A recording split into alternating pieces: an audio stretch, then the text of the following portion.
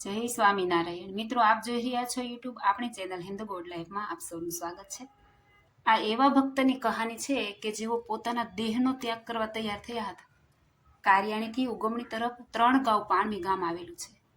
ત્યાં ક્ષત્રિય ભક્ત પૂંજા ડોડિયા રહેતા હતા। તેઓ પૂર્વજન્મના બલિષ્ઠ સંસ્કારવાળા શુદ્ધ મુમુક્ષુ હતા। બાળ વયથી જ તપ ત્યાગ સાથે કડક વ્રતો પાળી પ્રભુની ભક્તિ કરતા।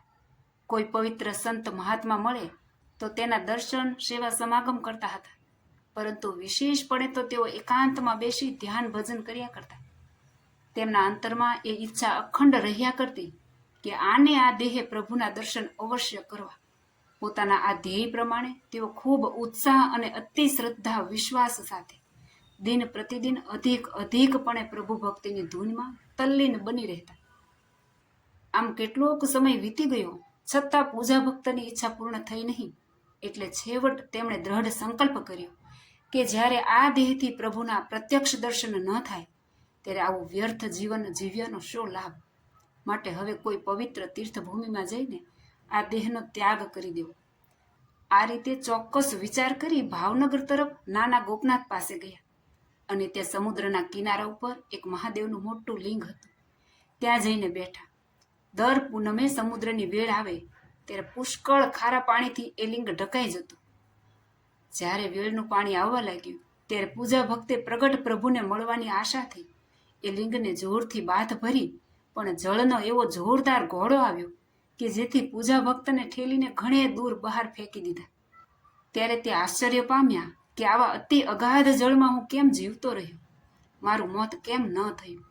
હવે મારે જરૂર મરી જવું છે, માટે આવતા પૂરમાં હું ફરીથી પડીને બુડી મરું।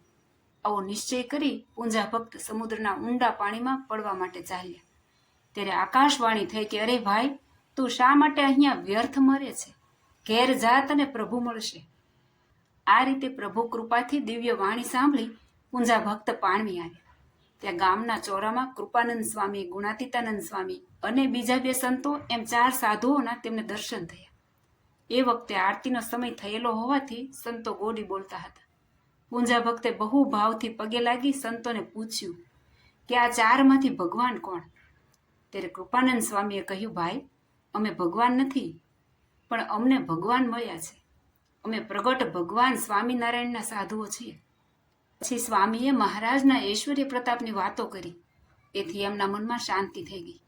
એટલે સત્સંગના નિયમો ધારણ કરી સત્સંગી થયા।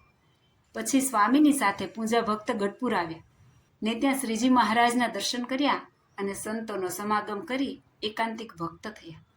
પછી દર મહિનાની બંને એકાદશીએ ગઢપુર દર્શન કરવા આવવું એવું નિયમ પૂજા ભક્તે લીધું।